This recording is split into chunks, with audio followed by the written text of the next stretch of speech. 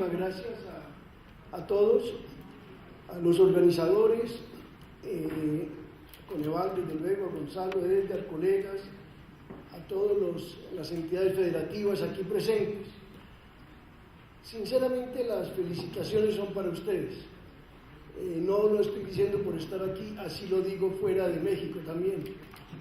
Mi percepción, aunque no tenemos un índice preciso como el que quisiera Gonzalo y los amigos de Coneval, mi percepción es que México está en sus entidades federativas y gradualmente en sus municipios, en general, más avanzado que el resto, no solo de América Latina, sino del mundo. Es mi percepción.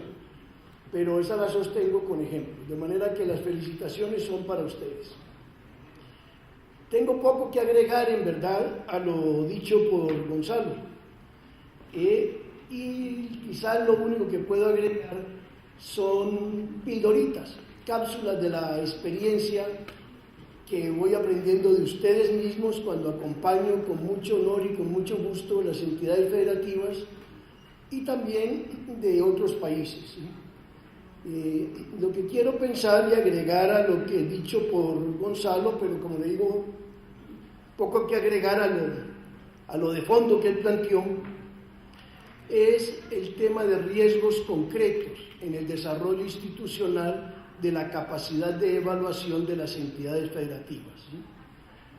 No, esos riesgos no se aplican por igual a todas las entidades, pero en la medida en que voy decantando experiencias de aquí y allá, aparecen unos más repetidos que otros. Esos son los que quiero contarles. Bueno, en primer lugar, desarrollo institucional es pensar esencialmente que tenemos una capacidad que se adecúa a aquello que tenemos que hacer, que es nuestro mandato, para lo cual surgimos, como unidades de evaluación, como institutos de evaluación, como Coneval en el nivel federal. Sucede que esa capacidad debe ser adaptada a lo largo del tiempo. No es que hoy quedó para siempre. Bonito ver la historia de Coneval en su crecimiento continuo, desarrollo continuo, cómo nos contaba el consejero Fernando, fueron avanzando hacia las entidades federativas, gradualmente hacia los municipios, etc. Pues bien, hay ciertos factores clave de esa capacidad institucional que se reclama de las entidades federativas para que cumplan de las unidades de evaluación y monitoreo en las entidades federativas, sea que estén dentro de una secretaría, sean más autónomas como un instituto, cualquiera sea su figura. Hoy vamos a hacer abstracción de esto.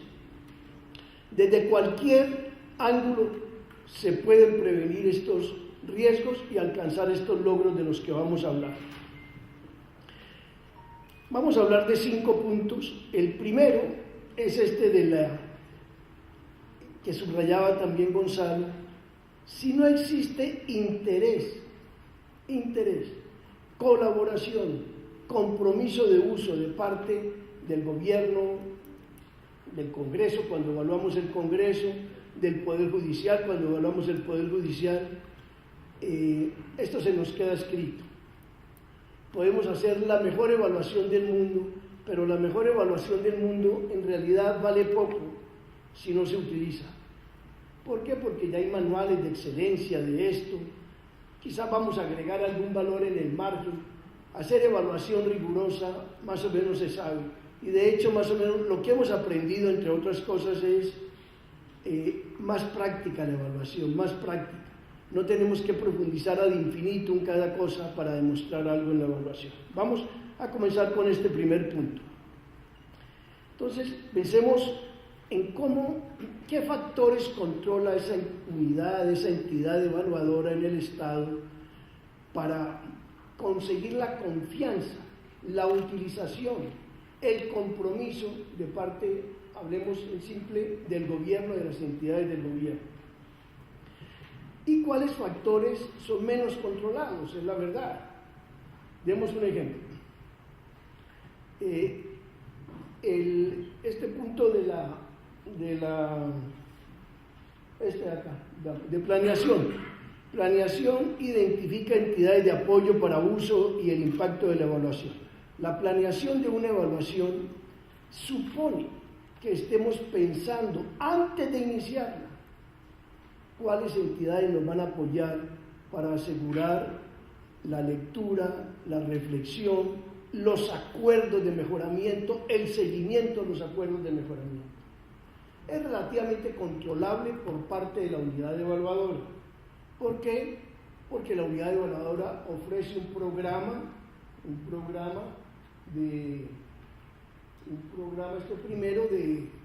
anual de evaluación. Invita a las entidades todas, el Congreso, la Contraloría, hasta la entidad superior puede opinar. Tengo especial interés en este programa, en esta política este año. Interesante. Vamos a ver que finalmente la unidad evaluadora debe depurar cuáles son los que agregan, cuáles son aquellos donde la evaluación agrega mayor valor. Pero en principio, entre más convocatoria y participativa sea ese ejercicio de planeación, mayor compromiso habrá de la entidad. Del otro lado, hay factores que controlamos un poco menos. Por ejemplo, programas presupuestarios. ¿Qué sucede? Que en verdad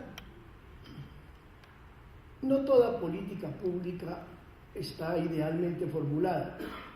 Ya dijo Gonzalo con razón que toda política pública es susceptible de mejoramiento, es un producto humano, es de mejoramiento continuo, es de aprender lecciones, no es para que se quede grabado. Yo venía antier de una reunión con la FAO, América Latina y otros organismos, y la pregunta obvia era: ¿siguen estas políticas públicas pregonando un solo modelo de desarrollo agrario? Hay varios modelos que coexisten. ¿Cómo no van a coexistir las grandes cooperativas brasileras con la agricultura familiar? Tenemos que apoyar ambas. Pero es como si no reflexionamos que la política a veces es efectiva, a veces no lo es, las circunstancias cambian, nos quedamos fijos en 50 años atrás. Bueno, en el caso de los programas presupuestarios, esto es muy importante porque finalmente una política pública ordinariamente, salvo casos muy excepcionales, muy excepcionales en el mundo, se ejecuta gastando. ¿Qué es lo que hacen los gobiernos? Los gobiernos contratan personas, contratan firmas que hacen cosas. Y así implementamos y hacemos realidad los resultados de la política pública. Pues bien, a veces los programas y las políticas no están claramente identificados en el presupuesto. Soñamos por muchos años que se iba a llegar a un presupuesto que exactamente identificara los resultados prioritarios de gobierno y qué partidas se asignan y cuánto nos vale cada actividad de ese programa y cada componente. Eso demostró ser imposible objetivo. Se avanzó, pero no llegamos al sueño. Entonces es muy fácil que no podamos controlar nosotros desde las unidades de planeación, de evaluación, desde las propias secretarías de finanzas, la elaboración del programa presupuestario. ¿Qué hacemos en ese caso? Pues en ese caso se puede evaluar de común acuerdo con las autoridades de presupuesto. Decimos, tratemos de identificar cuánto vale este programa. Así no lo tengas en el presupuesto 2018. Este programa de vivienda, mira, hay varias partidas que estás tocando para hacer el programa de vivienda, sumémoslas. Entonces, si tengo el foco en un determinado programa político, es posible reconstruir el costo de ese programa y hacer un análisis cuánto nos cuesta, dónde hay que mejorar, dónde hay que reforzar el gasto, dónde hay que bajar el gasto. Entonces, factores que controlamos y factores que controlamos menos. ¿Okay? Es importante ser consciente de eso, porque cada factor previene riesgos. En este caso estamos mirando qué riesgo global el que las autoridades a las cuales está destinado el informe de evaluación lo lean, aprendan de él, lo discutan, pero finalmente digan, este es mi plan de mejoramiento. Bien. En ese mismo sentido, la convocatoria amplia a identificar el programa anual de evaluación es muy importante.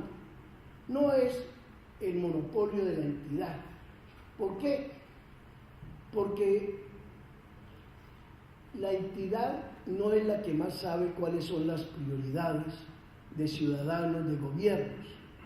La entidad evaluadora, la unidad evaluadora, sabe mucho de cómo evaluar, cómo mejorar un programa, pero ya priorizar qué evaluamos este año tiene contenidos políticos, sociales, es mejor abrirlo a la discusión, conversen con las varias entidades, invítenlas a participar.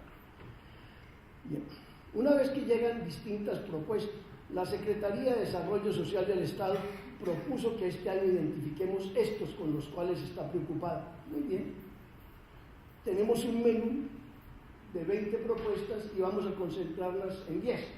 Muy bien. Hasta allí nos dan los recursos. ¿Cuál es selección?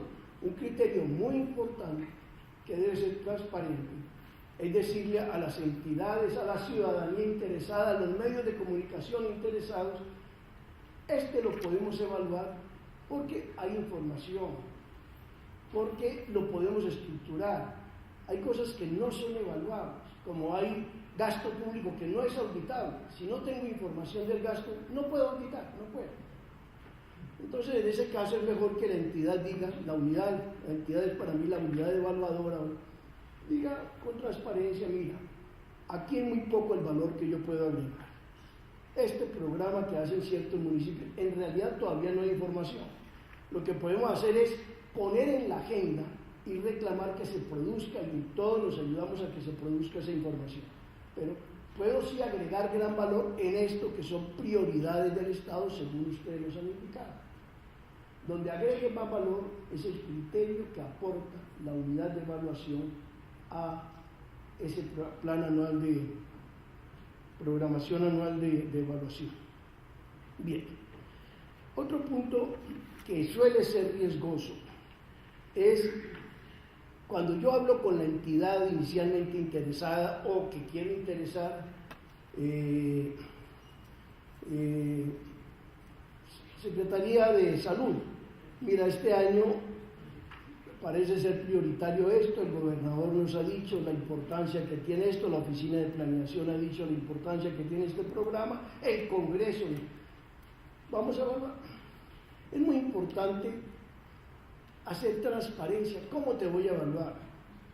¿Qué beneficios vas a lograr? Eso es de lo más importante. ¿Qué beneficios vas a lograr de esta evaluación? Si no se venden los beneficios, no va a haber interés, no importa, no hay autoridad posible. Se pueden dictar 1000 normas, amenazar con controles.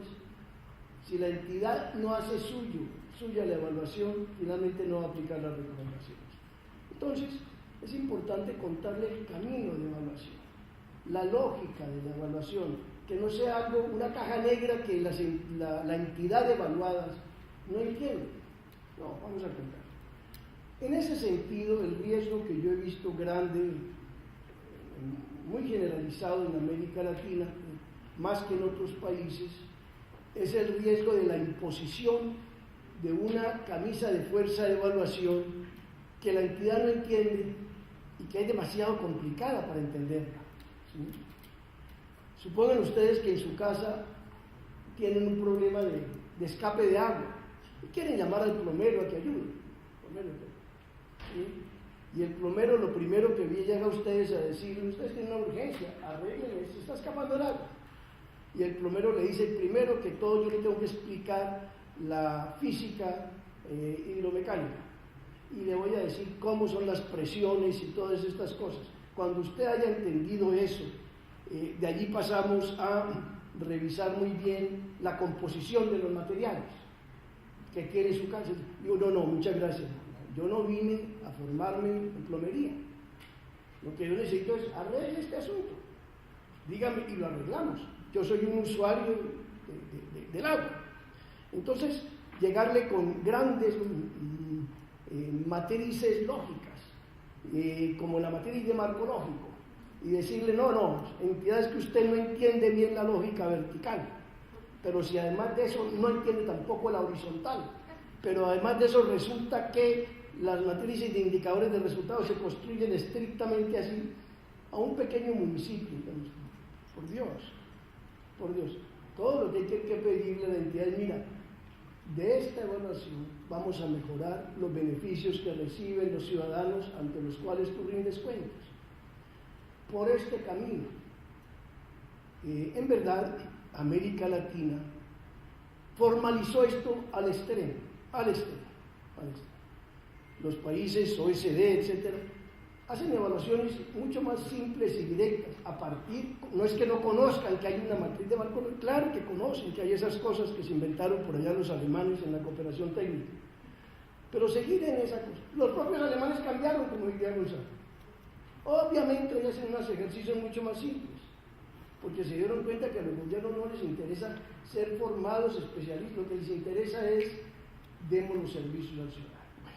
Entonces hay que tener cuidado con esa guía. ¿Qué puede ser la guía? Para los propios evaluadores. A veces yo veo que nuestras autoridades de evaluación los meten en una camisa de fuerza, especialmente en las entidades autónomas de Contraloría, la Auditoría Superior o las entidades del Estado.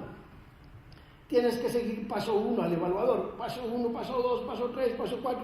En Colombia discutimos hace poco una guía de evaluación para lo que sería la Contraloría, la equivalente a la Auditoría Superior de la Federación, 77 pasos, que tenía que seguir el evaluador en tiempos estrictos, y lo estaban vigilando. Obviamente esa evaluación no daba nada. ¿Por qué? Porque el evaluador a mitad de camino se daba cuenta de que me hace falta esta información. No, ya no te puedes devolver. El periodo de pedir información se venció ayer. Hoy, esa rigidez no ayuda. Esto tiene creatividad, tiene que ser con penetración con la entidad evaluada, entender el desafío que percibe la entidad y a partir de allí vamos a ayudarte a resolver el problema.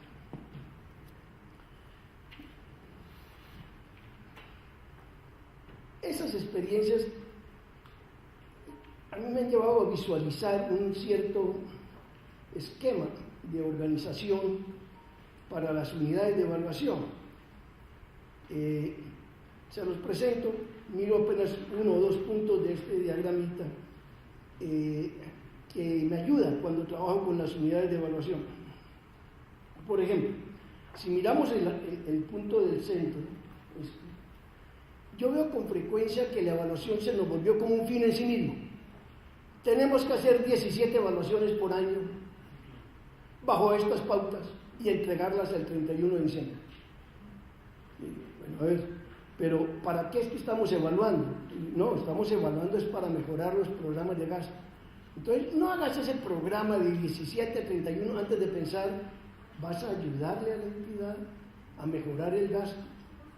Esa es tu primera pregunta. Si una evaluación requiere 6 meses y la otra 3, no hay problema. Lo discutimos, obviamente, internamente dentro de la unidad de evaluación. Otro punto. De la externalidad y neutralidad es un punto que se ha subrayado mucho en América Latina con razón. Las unidades de evaluación han reclamado autonomía, porque venimos de una tradición de estados clientelistas, muy centralizados en el fondo, donde no nos gusta, como decía Gonzalo, en ninguna parte del mundo gusta, menos entre nosotros, que nos evalúen. Hace muy poco yo tuve una irreverencia con el gabinete de ministros en un país y les he dicho, ¿alguna vez han sido ustedes evaluados? No, nosotros somos los que sabemos. Nosotros tomamos las decisiones. Entonces no estamos muy acostumbrados. Entonces, por eso luchamos por la independencia. Esa externalidad es esencial. El informe técnico tiene que ser evaluado por las razones que explicaba gráficamente Gonzalo. Que si vas al médico y es para que el médico te diga lo que tú quieres, pues ¿para qué vas? Es por eso se requiere. Pero dicho lo anterior, esta es una unidad de cooperación que hace parte de todo un andamiaje. Esta unidad no está sola en el mundo. Esta unidad, que los programas mejoren, ¿de quién más depende? ¿Solo de la unidad de evaluación? No. Requiere de que las unidades que leen el informe tengan interés y se apropien de él. Requiere que existan los recursos. requiere que se tomen las decisiones de asignaciones, requiere que se contrate bien, requiere mil cosas. Entonces, somos parte de un andamiaje. Somos independientes, pero somos parte de un andamiaje, o si no, no mejoramos los servicios. Bueno, el segundo punto, y estos van a ser más rápidos, es el de la calidad de la demostración. Yo pienso que este es el punto en el cual más nos hemos focalizado hasta ahora en nuestros seminarios, en nuestros programas de capacitación.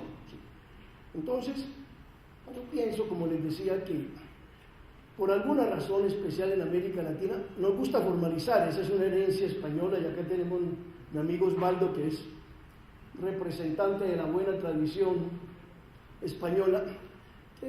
Desafortunadamente heredamos unos formalismos excesivos, ¿sí?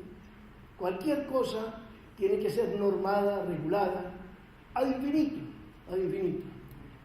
No que las normas sean innecesarias, no, son necesarias, pero son necesarias para hacer. La norma es la plataforma para hacer, no es un fin a cumplir en sí mismo. Entonces, la capacidad que requerimos de evaluación es también para lograr el beneficio. Si el demasiado formalismo no nos ayuda, pues tenemos que cambiar. Si una evaluación toma 6 años para un programa que demora 3, pues mejor la cambiamos. ¿Para qué? Si el programa va a terminar en 3, ¿qué sentido tiene? Y la regla de evaluación es esta. Y usted no está siendo purista en el grupo de control. No, déjame. Hay una decisión a tomar, y los gobiernos, esto está hecho para que se mejoren los servicios. Lo demás lo hace la academia, y la academia nos ayuda mucho. Entonces, pienso que ahí en general hay unas preguntas o un camino lógico que siguen toda evaluación. Se llame matriz de marco lógico, llaman ahora un término muy común en otros países que son los spending reviews, esas revisiones de gasto. Hay muchos métodos de hacer, pero grosso modo, digamos, son 4 preguntitas, no tenemos que repasarlas, pero en esencia es, bueno, ¿cuál es el problema? Hoy en día una política y un programa que no atacan un problema están mal diseñados. Yo creo que hay consenso sobre eso. Si usted no busca resolver algo, atender un desafío, por ejemplo, si yo digo, el programa de la Secretaría de Educación es mejorar la educación. A mí no me sirve nada, como evaluador no me sirve nada, es una pésima política. Usted me tiene que decir qué va a mejorar, dónde va a mejorar, en qué escuela va a mejorar, en qué territorio va a mejorar, cuál era el problema que tenía allí, por qué no se podía. Entonces sí entiendo que hay una política pública. Eso no requiere mucha sabiduría. Yo he conversado, y hace poco conversábamos con alcaldes o funcionarios, inclusive municipales, de municipios medios en Durango, pero de allá vengo también de Perú, de hacer las mismas preguntas a los alcaldes, a los gobernantes de estados del Amazonas, por ejemplo. Sabían perfectamente cuáles eran sus prioridades. Mi problema es este. Mira, esta es la comunidad indígena que tengo que resolver porque no tiene vacunación y no tiene escuela. Entonces, yo decía, este señor tiene un problema a resolver. Allá en Lima, en la capital de Perú, decían escuelas 30 por kilómetro cuadrado, o a la inversa. Pues, una por cada 30 kilómetros cuadrados. Pero ¿quién ha pensado en la comunicación, el tiempo de los niños aquí en el Amazonas, viajan por río? Bueno, ¿entiendes? Entonces, una política tiene un problema. Eso es lo más importante. Si no hay problema, mejor dígale al gobierno qué es lo que quiere hacer con el gasto. No entendemos. Y es muy importante en evaluación, hoy en día, devolverse a lo que dice el gobierno. No solamente dime cómo lo hiciste, no. Era una prioridad lo tuyo. ¿Qué opciones descartaste? ¿El camino que escogiste resuelve el problema? Eso es absolutamente legítimo hoy.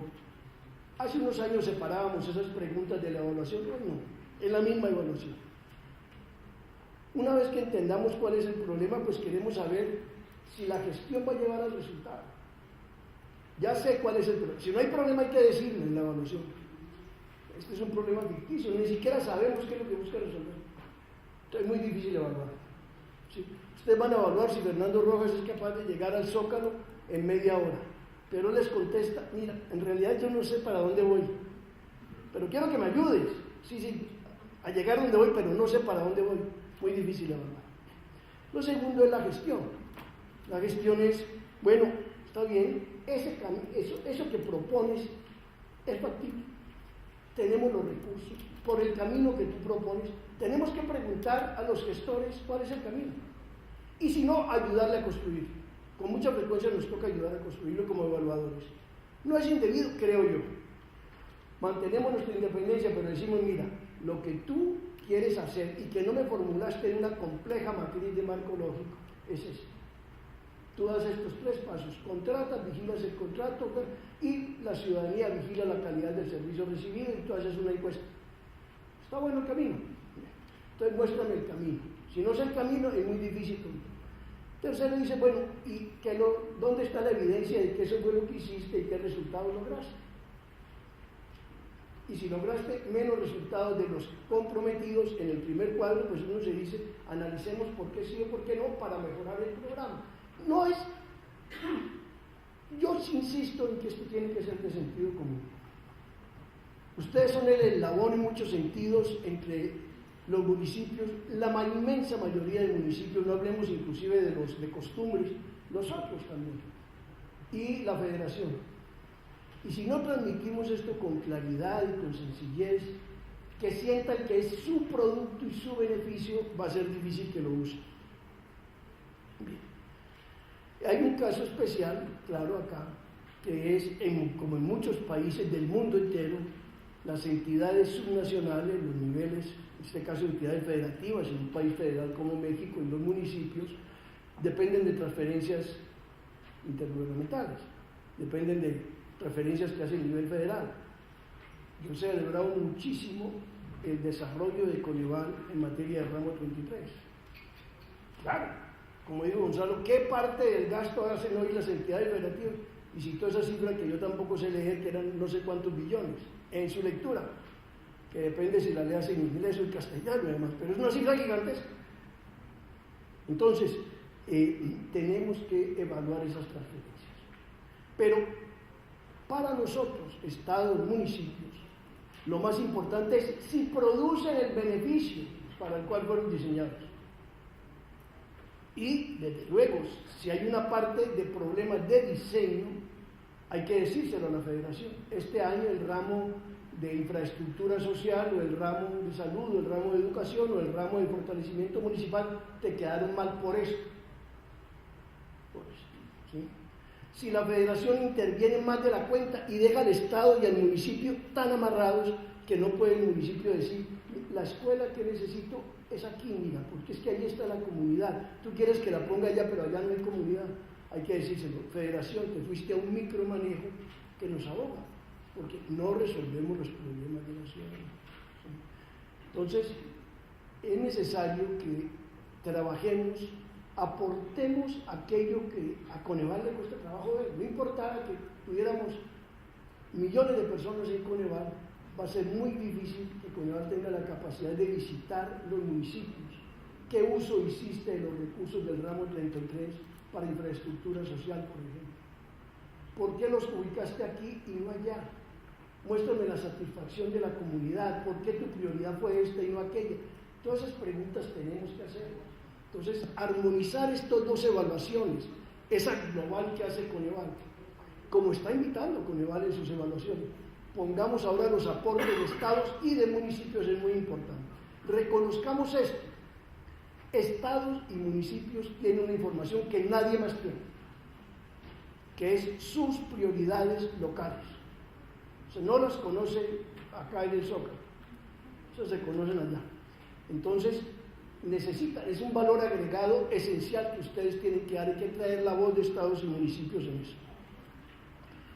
Bueno, la calidad del informe es muy importante, pero aquí quiero pensar que ya hicimos un informe, internamente hicimos un gran informe, un fantástico informe. Si lo quisieron hacer con esas matrices sofisticadas, lo hicieron. Hicieron una evaluación de impacto ejemplar, supongamos que está bien. Esa evaluación de impacto, creo yo, es extraordinaria.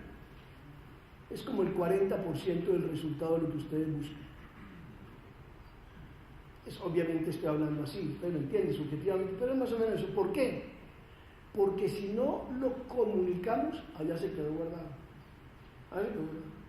Entonces necesitamos que el contenido y la forma del informe le demuestren a la entidad evaluada, al gobierno, al Congreso del Estado, a la Contraloría y hasta la entidad de auditoría del Estado, que crecientemente participan en evaluación y en auditoría de desempeño. Tenemos ahí un punto de complementación. Entonces, le tenemos que mostrar que esto les sirve. Pienso que un esquema así, desde la introducción hay que contar por qué te escogimos a ti, por qué era importante tu programa, hay que realzar, digamos, el valor del programa y de la evaluación. Hay que contarle la lógica de lo que hicimos hasta el punto de que la persona diga la evidencia es contundente. Si yo hubiera tenido mejor evidencia, pues se las hubiera dado.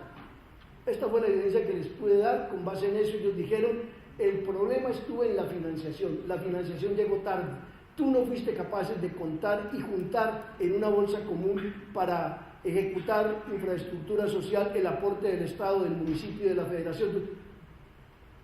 Aquí está la demostración. Entonces, y por último, observaciones y conclusiones, no cientos de páginas.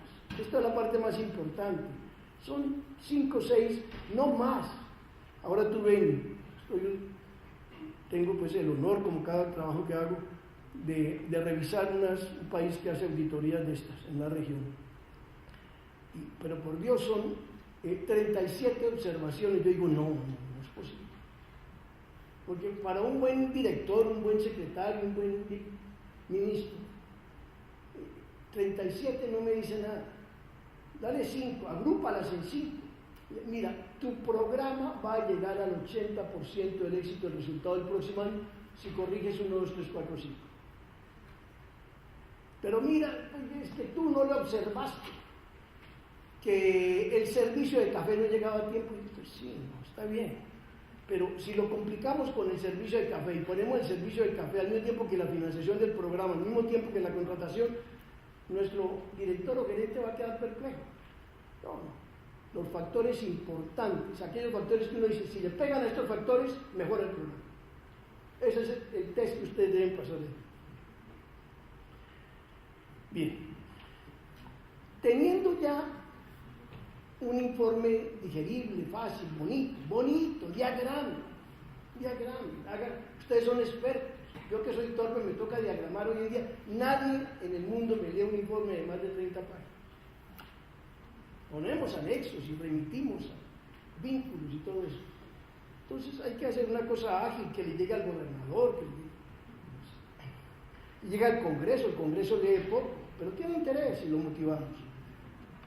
Inclusive especializar la presentación. Para los medios es una, para los otros, no hacer amarillismo. Qué grave es. Ahora la Contraloría, una Contraloría General cometió un error de buena voluntad. Hizo un informe en profundidad de unas transferencias parecidas a las de Ramo 33, en profundidad. Entidad federativa por entidad federativa.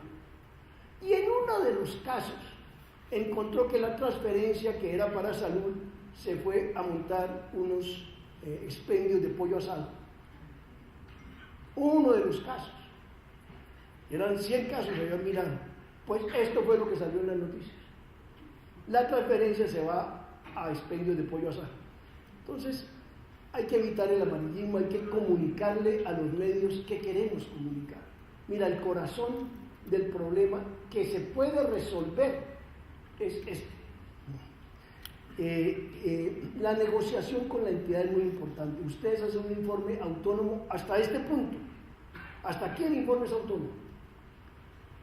Ha sido dialogado con la entidad, sí, pero ustedes nunca han perdido su autonomía.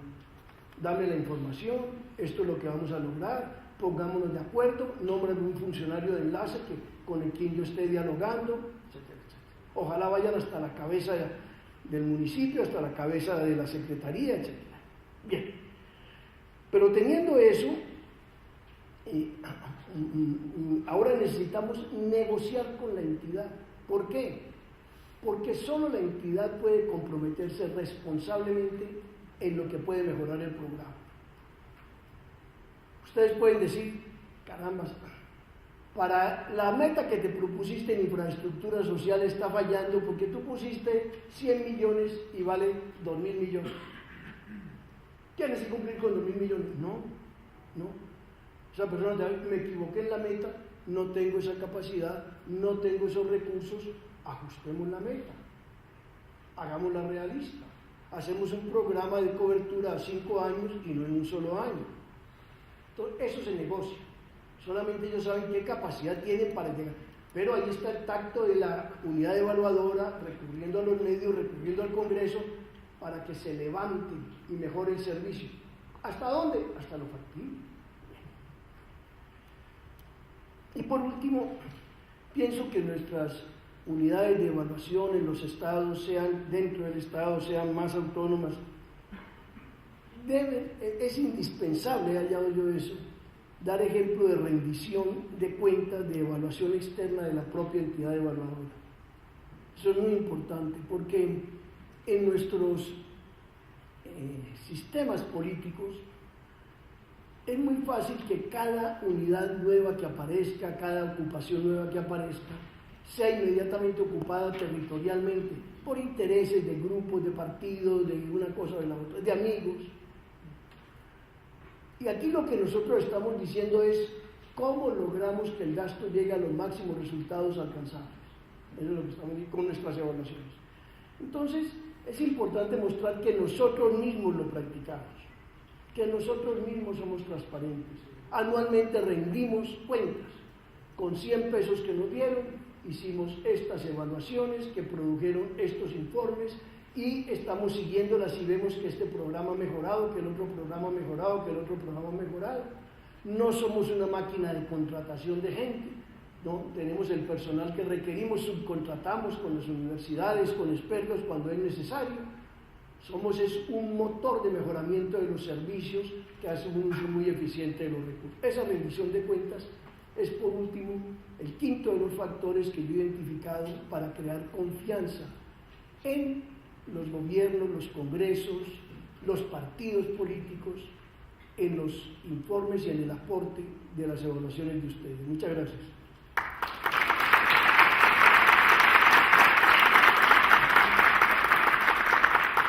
Agradecemos la intervención del maestro Rojas. Ahora pedimos a los asistentes que, en caso de tener alguna pregunta, hagan llegar su papeleta al personal de apoyo. Comencemos con esta. Llámese usted con el nombre porque es un colega muy sabio en estas cosas. Que dice, si usted piensa que los planeadores, gestores y evaluadores de las políticas públicas se han olvidado de crear valor público y cómo redireccionar las acciones, por dónde empezar, no, yo pienso que hay mucho de eso. Es un análisis, sería un análisis muy profundo y tendríamos diversas opiniones, pero digamos que como observación que tal vez compartimos todos es, con mucha frecuencia nos domina la inercia. La inercia es lo más cómodo que hay, la inercia del presupuesto, la inercia de los programas. Piensen ustedes que América Latina lleva más de 50 años diciendo que va a hacer programas y políticas de presupuesto. Más de 50, estrictamente hablando, sí, desde la CEPAL de los 60. Bueno, y sin embargo, hacemos otra cosa, le damos un giro y mantenemos la inercia del presupuesto. Y entonces, si teníamos que hacer programas presupuestales, eludimos que ese es el desafío. Y decimos, bueno, lo mismo que veníamos haciendo, lo llamamos ahora programas. Tenemos otra inercia que es la inercia del cumplimiento, es muy grave, es muy grave. Me da pena con nuestros padres españoles, pero eso en buena parte es la cultura. No, es muy grave, ¿por qué? Porque en el momento en que a un funcionario o que un padre dice a un hijo, esto es lo que vas a cumplir, yo salí del problema. Si a mí mi padre me dice, mira, te voy a pedir al final del año que tú me sepas sumar 2 más 2. ¿Listo? Está hecho. Cumplo, papá. ¿Cuánto me vas a pagar para ir al cine? Por eso yo esa parte ya la cumplo.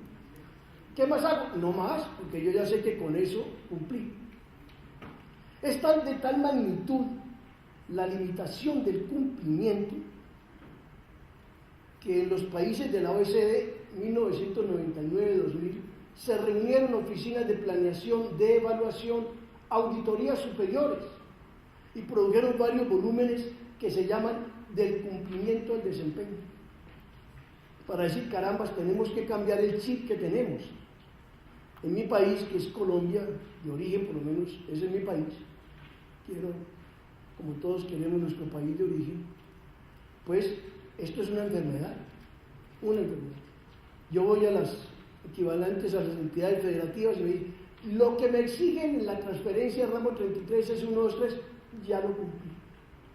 Ni vengas acá, digo, no, un minutito, pero esa transferencia está destinada a beneficiar a estas comunidades. ¿Has medido tú la satisfacción de las comunidades? ¿Les has involucrado en que vigilen? No, yo ya cumplí lo que dice la norma.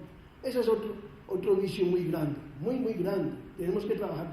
Es el mejoramiento del servicio. Finalmente, la prueba ácida, la prueba final es, ¿están los destinatarios de este servicio contentos con el mejoramiento o no? Si no, dudemos mucho de la calidad de lo que hicimos. Puede haber sido un informe internamente muy válido. Bueno, muy rápido, corramos para no abusar de su tiempo. Otro colega dice, ¿qué otros países tienen un esquema de transferencia similar al ramo 33? Esa es una pregunta compleja, pero muy rápido, muy rápido. Entonces, a ver, me echo para atrás. Nuestros países han sido fundamentalmente centralistas, más que otros, por la manera como crecimos, nos desarrollamos, etc. Hubo países que se desarrollaron como unión de estados, Suiza, Estados Unidos, y dijeron, vamos a hacer una federación. En esos países, la primera idea que se llevó es, cada uno se defiende con lo suyo. Y aportamos todos un poquito para la seguridad nacional, pero cada uno se defiende con lo suyo.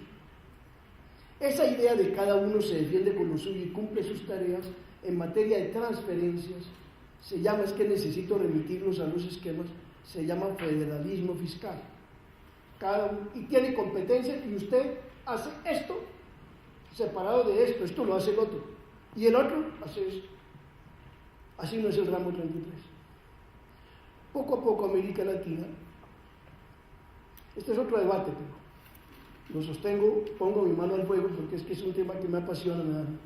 Poco a poco América Latina se dio cuenta que el federalismo fiscal, que nos inspiraron, inclusive los organismos multilaterales en que trabajamos Osvaldo y yo, etc., no nos funcionó muy bien. No nos funcionó. La transferencia de ramo 33 es una transferencia que dice, federación, yo entiendo estados que no tienen suficientes para salud y educación, entiendo municipios que no tienen suficiente para salud y educación, o para otros fines, los fondos hayan cambiado a lo largo del tiempo. Entonces te voy a hacer una transferencia, pero fíjese que esa transferencia no dice exactamente para que tú hagas esto en el estado de Chihuahua. No, hay margen. En el estado de Chihuahua hay menos márgenes, más márgenes, depende inclusive del año en que tomemos ramo 33. Ese tipo de transferencias, así en esa filosofía alta, existen muchos países. Hacer eso efectivo, es decir, que mejore los servicios, es sumamente difícil. Era más lógico el esquema de federalismo fiscal, cada cual hace lo suyo. Cada cual hace lo suyo. ¿No? Como que yo dijera en mi casa a los hijos que tienen 10 años, cada cual hace lo suyo. Usted paga su escuela. No, pero un minutito, yo no tengo acá para pagar mi escuela. Ah, tú eres responsable de lo tuyo. Como eso no funcionó muy bien, entonces se dijo, no, un minutito, vamos a coordinarnos. Tú tienes una responsabilidad, tú tienes, y entre las 3 responsabilidades juntas llegamos a un resultado. Coordinar es difícil, es difícil. Uno de los desafíos más grandes que tiene la OECD todos los países, seguir trabajando cómo se coordinan los gobiernos. Por eso el ramo 33 es tan complejo, tenía una lámina ahí, sobre la complejidad que representa una preferencia. Existe en casi todas partes del mundo. ¿Por qué? Inclusive en los países más federales. Si usted mira la reforma de la salud en Estados Unidos, es reforma que involucra a nivel federal a los estados y a los hospitales. Entonces, el otro fue un entelequia. Yo creo que el federalismo fiscal fue un entelequia, pero es mi problema, ese no es el problema de ustedes. Lo que me interesa es cómo hacemos efectivo el ramo 33. Sí, casi todo el mundo tiene transferencias como las del ramo 33. ¿Por qué? Porque no conozco un solo gobierno subnacional en el mundo que tenga responsabilidades importantes, un solo municipio, perdón, que tenga responsabilidades importantes y que sea autosuficiente.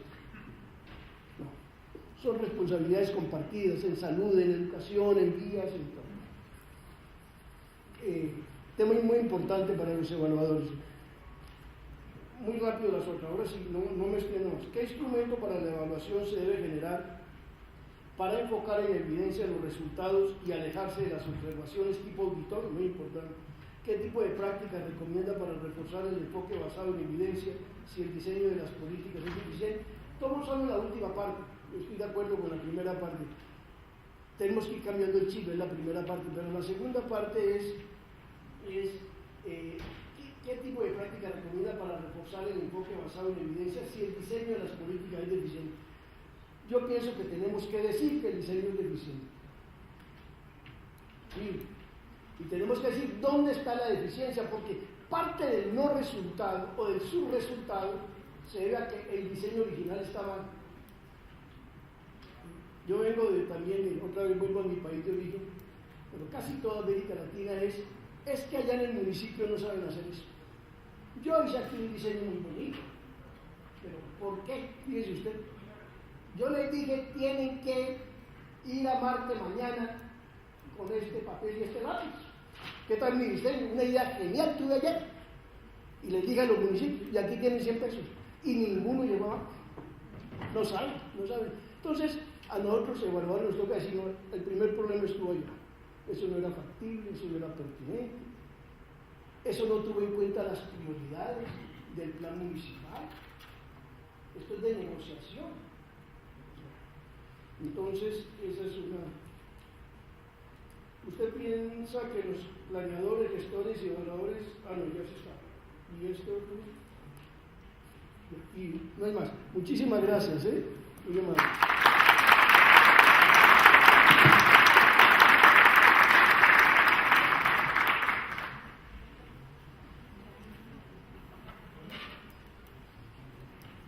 Agradecemos a los participantes por sus aportaciones. Maestro Rojas, a nombre del Coneval, le hacemos entrega de su constancia de participación. Muchas gracias y un aplauso fuerte, por favor, por parte de todos los asistentes.